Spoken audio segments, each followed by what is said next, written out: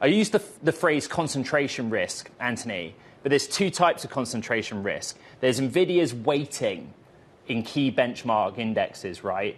And then there's the concentration risk of where NVIDIA derives sales, the hyperscalers, which came up in the print last week. Of those two, which is the market most nervous about right now? I would say, I think it's the latter. I think revenue risk. When you heard NVIDIA report, and I think you guys highlighted it very well. The overall numbers were very good. There's some obviously uncertainty about the revenue that's being generated in China, which kind of brought some of the the data revenue down. But at the end of the day, the overall picture for AI and NVIDIA's place in AI is very strong. But it really is about execution. And when you kind of dig into the numbers and you see the hyperscalers having such a dominant role in driving their revenue, Mag 7 companies accounting for 40% of their revenue or so, you have to take a step back, because if over time investors in those companies want a little bit more payback, they want to see return on investment, they're concerned about the capex that's being spent by these companies, well, that's NVIDIA's revenue. And so there is a little bit of unease around that. But I would point out the NASDAQ just finished August up for the 5th straight month. Yeah, and as you guys highlighted, there's been a lot of strength in the Magnificent Seven names.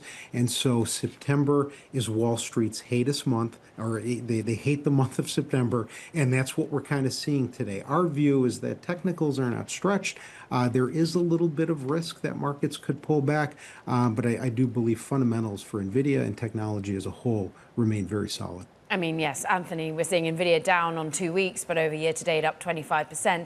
But the idea that you've got concentration in where the revenue comes from for NVIDIA, and then you've got concentration of NVIDIA and those Mag 7 names in ultimate rewards that every investor has felt right now. How many people are trying to trim that overall concentration in their books?